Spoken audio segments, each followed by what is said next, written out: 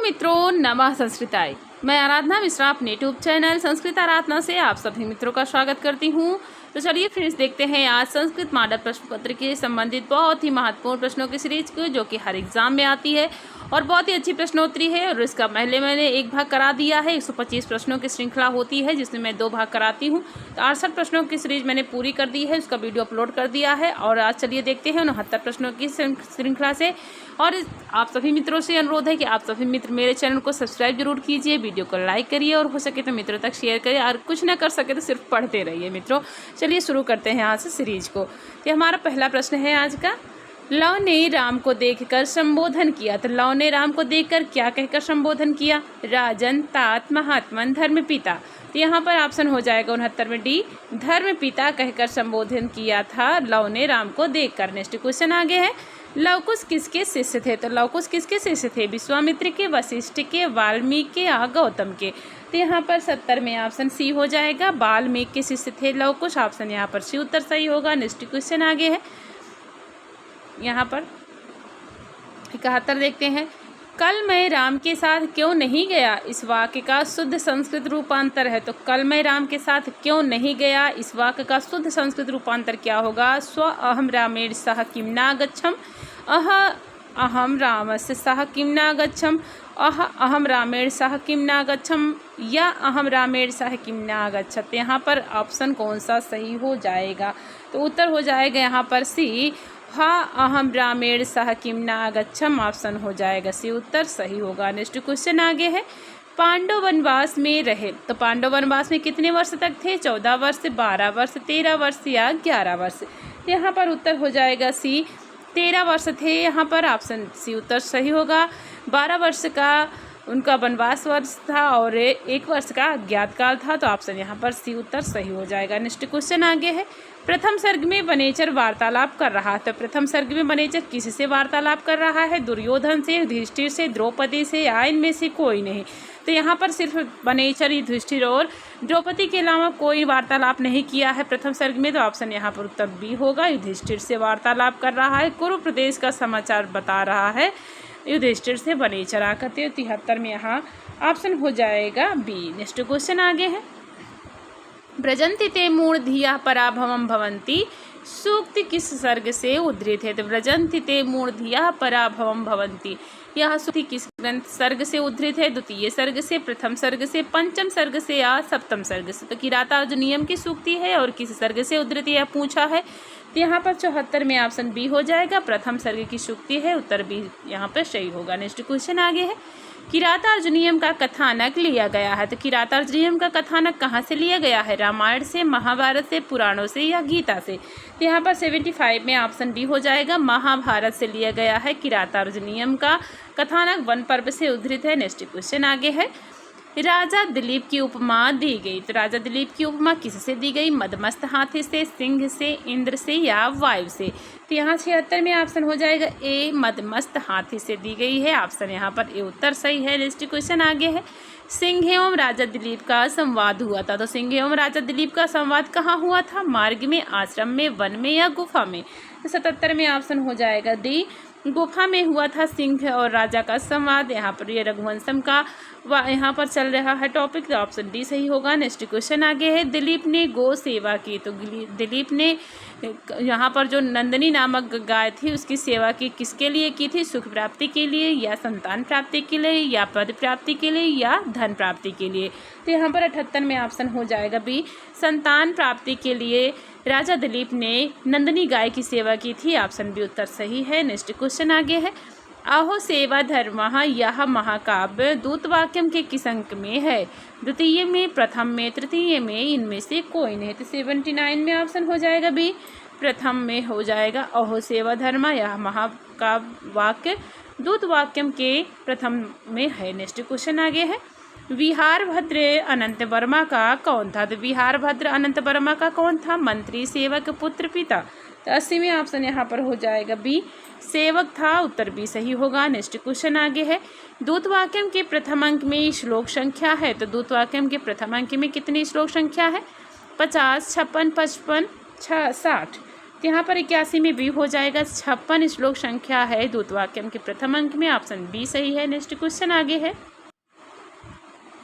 विश्रुत ने किसे मारा था? तो यहाँ पर पूछा है कि विश्रुत ने किसे मारा, प्रचंड वर्मा को, चंड वर्मा को, या मित्र वर्मा को, या भास्कर वर्मा को। तो 82 में ऑप्शन हो जाएगा ए, प्रचंड वर्मा को मारा था विश्रुत ने, ऑप्शन ए उत्तर सही है। नेक्स्ट क्वेश्चन आगे है, मित्र वर्मा किस नगरी का राजा था? तो मित्र वर्मा किस नगरी का राजा था? माहिष्मति, विदर्भ, वैशाली, कौशाम्बी। 83 में ऑप्शन यहाँ पर ए उत्तर हो जाएगा, माहिष्मति नगरी का राजा था कौन? मित्र वर्मा। नेक्स्ट क्वेश्चन आगे है, विश्रुत के पिता का नाम है? तो विश्रुत के पिता का नाम क्या है? चंड वर्मा, मित्र वर्मा, सुश्रुत, भास्कर वर्मा। तो 84 में ऑप्शन यहाँ पर सी हो जाएगा, सुश्रुत नाम है विश्रुत के पिता का, उत्तर सी सही है। नेक्स्ट क्वेश्चन आगे है, विश्रुत संगीत सभा में किस वेश में गया था? तो किस वेश में गया था? नृप वेश में, भिक्षुक में, गायक वेश में, या इनमें से कोई नहीं। तो 85 में ऑप्शन हो जाएगा यहाँ पर सही उत्तर होगा यहाँ सी, गायक के वेश में गया था विश्रुत संगीत के सभा में, ऑप्शन सी सही है। नेक्स्ट क्वेश्चन आगे है, तर्क संग्रह में पदार्थ माने गए हैं? तो तर्क संग्रह में कितने पदार्थ माने गए हैं? 9, 6, 25, 26। तो सब यहाँ पर 86 में ऑप्शन हो जाएगा ए, 9 माने गए हैं, ऑप्शन ए उत्तर सही है। नेक्स्ट क्वेश्चन आगे है, भविता का लकार है? तो भविता का लकार कौन सा हो जाएगा? लोट लकार में है, या लिट लकार में, लुट लकार में, या लिंग लकार में। तो किस लकार का रूप है भविता? यहाँ पर 87 में ऑप्शन हो जाएगा उत्तर सी सही होगा, लुट लकार में हो जाएगा, ऑप्शन सी सही है। नेक्स्ट क्वेश्चन आगे है, आशी का अर्थ है? तो आशी का अर्थ क्या होगा? तलवार हो तुम था। यहाँ पर 88 में ऑप्शन ए हो जाएगा, आशी का मतलब हो जाएगा तलवार, ऑप्शन ए सही है। नेक्स्ट क्वेश्चन आगे है, स्वात्मा अपि विस्मरेते सूक्ति उद्धृत है? तो स्वात्मा अपि विस्मरेते सूक्ति कहाँ से उद्धृत है? मृच्छकटकम से, नलचंपू से, कादम्बरी से, अभिज्ञान शाकुंतलम से। 89 में ऑप्शन हो जाएगा ए, मृच्छकटकम से संबंधित है, ऑप्शन ए उत्तर सही है। नेक्स्ट क्वेश्चन आगे है, शूद्र की कृति है? तो शूद्र की कृति कौन सी है? मुद्रा राक्षस, मृच्छकटिकम, रघुवंशम, बेड़ी संघार। तो 90 में ऑप्शन बी हो जाएगा, यहाँ पर मृच्छकटिकम हो जाएगा, उत्तर भी सही है। नेक्स्ट क्वेश्चन आगे देखते हैं, यहाँ पे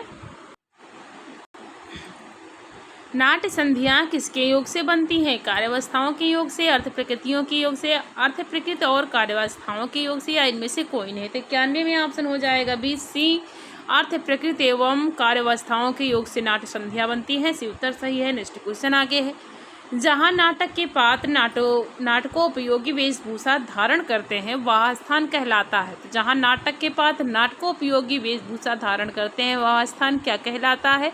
नेपथ्य, विश्राम कक्ष, शयन कक्ष, इनमें से कोई नहीं। तो 92 में ऑप्शन ए हो जाएगा, नेपथ्य कहलाता है, उत्तर ए सही होगा। नेक्स्ट क्वेश्चन आगे है, इतस्ततः स्नानोपकरण संपादन सत्वरेण पुरः प्रधानता परिजनेन अंश संबंधित है? तो कहाँ से संबंधित है? शूद्रक स्नान वर्णनम से, सभा विसर्जन वर्णनम से, चांडाल कन्या वर्णनम से, या शूद्रक वर्णनम से। तो यहाँ से अब 93 में ऑप्शन हो जाएगा कौन सा? तो ए उत्तर सही है, शूद्रक स्नान वर्णनम से संबंधित है, ऑप्शन यहाँ पर ए उत्तर सही होगा। नेक्स्ट क्वेश्चन आगे है, अहो विधातुर स्थाने रूप निष्पादन प्रयत्न, चंडाल कन्या को देखकर किसे आश्चर्य हो रहा है? शूद्र को, प्रतिहारी को, चंद्रापीठ को, या बाण को। तो जब चंडाल कन्या सुख को लेकर आती है राजा शूद्रक के दरबार में तो किसे आश्चर्य हो जाएगा यहाँ पर? तो 94 में ऑप्शन हो जाएगा ए, शूद्रक था। तो शूद्रक के राज दरबार में चंडाल कन्या आती है सुख को पिंजड़े में लेकर और पटकते हुए डंडे को, तो यहाँ पर ऑप्शन ए हो जाएगा, शूद्रक को देखकर आश्चर्य हो रहा है। यहाँ पर चांडाल कन्या को देखकर शूद्रक आश्चर्य कर रहा है। यहाँ पर नेक्स्ट क्वेश्चन आगे देख लेते हैं, यथा यथा चेयम दीप्ति तथा तथा दीप शिख्य कंजल मलिन में कर्म केवल मुदवती मुदमती वाक्य के पूर्तिकारक पद हैं। तो यहाँ पर खाली स्थान भरना है, तो क्या भरना पड़ेगा? यथा यथा चेयम चपला दीप्ते तथा तथा दीप शिखे कंजल मलिन में कर्म केवल मुदमवती वाक्य का पूर्तिकारक पद कौन सा हो जाएगा? दीपिकम चपला वर्षा गगनम। ये शुक्नाशोपदेश का सूक्ति है, बहुत ही अच्छी महत्वपूर्ण सूक्ति है। तो यहाँ पर कौन सा वाक्य भरा जाएगा? तो उत्तर हो जाएगा बी उत्तर होगा, चपला हो जाएगा। नेक्स्ट क्वेश्चन आगे है, कामरूपी हाथी के लिए कदली वन किसे कहा गया है? तो कामरूपी हाथी के लिए कंदली वन किसे कहा गया है? विद्या को, लक्ष्मी को, सुंदर स्त्री को, या किसी को नहीं। यहाँ पर 96 में ऑप्शन बी हो जाएगा, लक्ष्मी को कहा गया है कामरूपी हाथी के लिए कदली वन। नेक्स्ट क्वेश्चन आगे है, पारुष्यमियोपशिक्षित मसीधारासु निवसति, यह पंक्ति किससे संबंधित है? तो पारुष्यमियोपशिक्षित मसीधारासु निवसति, यह पंक्ति किससे संबंधित है? चंद्रापीठ से, तारापीठ से, लक्ष्मी से या तारापीठ से। तो 97 में ऑप्शन हो जाएगा यहाँ पर उत्तर सी, लक्ष्मी से संबंधित है। शुक्नाशोपदेश की सूक्ति है, तो बहुत ही अच्छी सूक्ति है जो कि टीजीटी और पीजीटी के लिए भी बहुत ही महत्वपूर्ण है। नेक्स्ट क्वेश्चन आगे है, पातंजल प्रतिबिंब के रचनाकार है। तो पातंजल प्रतिबिंब के रचनाकार कौन है? महर्षि पातंजलि, अंबिका दत्त, कुमारदास भारवी। तो 98 में ऑप्शन बी हो जाएगा, अंबिका दत्त हो जाएंगे, ऑप्शन बी सही है। नेक्स्ट क्वेश्चन आगे है, चतुर चातुरी को अंबिका दत्त ने किस भाषा में लिखा है? अंग्रेजी में, संस्कृत में, हिंदी में, बंगला में। तो यहाँ पर चतुर चातुरी किसकी रचना है? तो अंबिका दत्त व्यास की रचना है। और किस भाषा में लिखा है? तो यहाँ 99 में ऑप्शन सी हो जाएगा, हिंदी में लिखा है। बहुत ही महत्वपूर्ण क्वेश्चन है, अक्सर एग्जाम में पूछा भी जाता है। नेक्स्ट क्वेश्चन आगे है, अभिनव बाण है। तो अभिनव बाण कौन है? पंडित अंबिका दत्त व्यास की उपाधि, अंबिका दत्त की कृति, अंबिका दत्त की नगरी है, या इनमें से कोई नहीं। तो 100 में ऑप्शन हो जाएगा यहाँ पर ए, अंबिका दत्त व्यास की उपाधि है क्या? अभिनव बाण, ऑप्शन यहाँ पर ए सही है। नेक्स्ट क्वेश्चन आगे है, तवानुभावो अयम वेदियन्मया में किसकी निरहंकारता स्पष्ट हो रही है? दुर्योधन की, युधिष्ठिर की, वनेचर की, दुशासन की।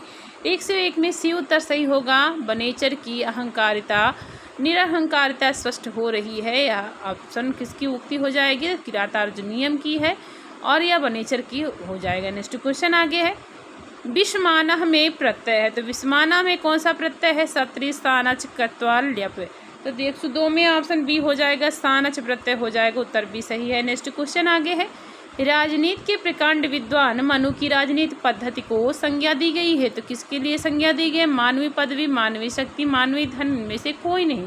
तो 103 में ऑप्शन ए हो जाएगा, यहाँ पर मानवीय पदवी की संज्ञा दी गई है, ऑप्शन ए सही है। नेक्स्ट क्वेश्चन आगे है, दृशास्याः कथमी स्मृतिशाम सूक्ति उद्धृत है। तो दृशास्याः कथमीशमी दृशामी, यह सूक्ति कहाँ से उद्धृत है? किरातार्जुनीयम से, शिशुपाल वधम से, नलचंपू से, या उत्तरामचरितम से। तो 104वें ऑप्शन बी हो जाएगा, शिशुपाल वधम से संबंधित है, ऑप्शन बी सही है। नेक्स्ट क्वेश्चन आगे है, धरा धरेन्द्र व्रत तीत तिरु, यहाँ कवि ने नारद की किससे उपमा दी है? तो यह कहाँ की सूक्ति है? तो शिशुपाल वधम की सूक्ति है। धरा धरेन्द्र व्रत तीत तिरु, यहाँ कवि ने नारद की किससे उपमा की है?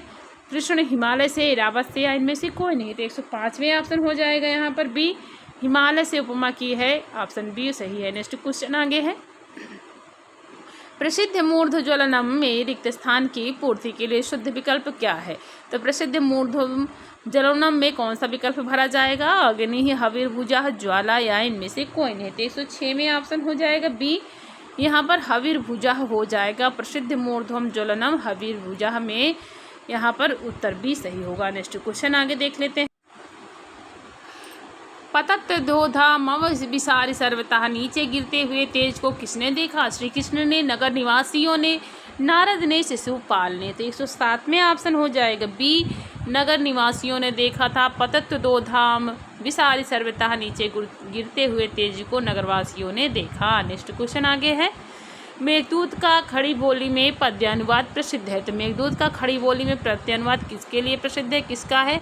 राय देवी प्रसाद का, राजा लक्ष्मण सिंह का, लक्ष्मीधर वाजपेयी का, मैक्स मूलर का। तो 108 में ऑप्शन सी हो जाएगा, लक्ष्मीधर वाजपेयी का पद्यानुवाद प्रसिद्ध है मेघदूतम खड़ी बोली में। नेक्स्ट क्वेश्चन यहाँ पर सी उत्तर सही है। नेक्स्ट क्वेश्चन आगे है, बोधारो मत्सरिग्रस्तः प्रभवास्मय दूषितः, यह अंश नीत शतक की किस पद्धति से उद्धृत है? बोधारो मत्सरग्रस्ता प्रभवास्मय दूषितः, यह अंश नीत शतक के किस पद्धति से उद्धृत है? दुर्जन पद्धति से, मूर्ख पद्धति से, मानसौर पद्धति से, परोपकार पद्धति से। 109 में ऑप्शन बी उत्तर सही होगा, मूर्ख पद्धति से उद्धृत है, उत्तर बी सही होगा। नेक्स्ट क्वेश्चन आगे है, दृष्टिया धूमाकुलित दृष्टेरपि पावक एवाहुति पतिता सूक्ति उद्धृत है। दृष्टिया धूमाकुलित दृष्टेरपि पावक एवाहुति पतिता, यह सूक्ति कहाँ से उद्धृत है? नलचंपू से, उत्तरामचरितम से, अभिज्ञान शाकुंतलम से, किरातार्जुनीयम से।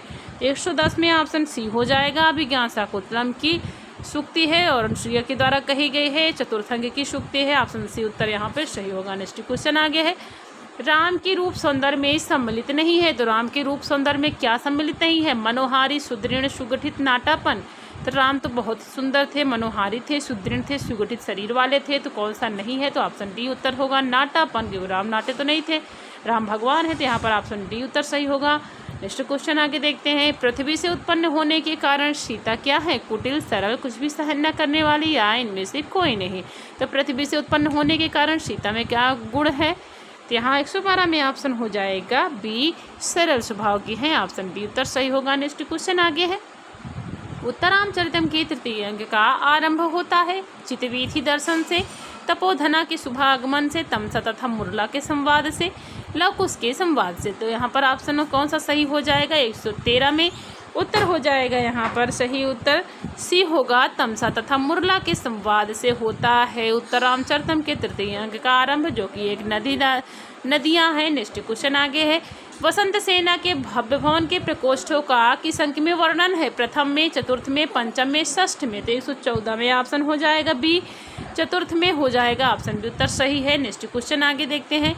जायन्ते न तु लोकस्य कदापि पिपल्लवः अंश किस ग्रंथ से उद्धृत है? जायन्ते न तु लोकस्य कदापि चा विपल्लवः यह अंश किस से उद्धृत है? जीवनधर चंपू से, नल चंपू से, ऋतु संहार से, मेघदूत से। तो 115 में ऑप्शन बी हो जाएगा, नल चंपू से यह वाक्य संबंधित है, ऑप्शन बी उत्तर सही है। नेक्स्ट क्वेश्चन आगे है। अब यहाँ पर दी गई है तालिका, तो तालिका देख लेते हैं, और यहाँ पर आगे दूसरे में है क्वेश्चन।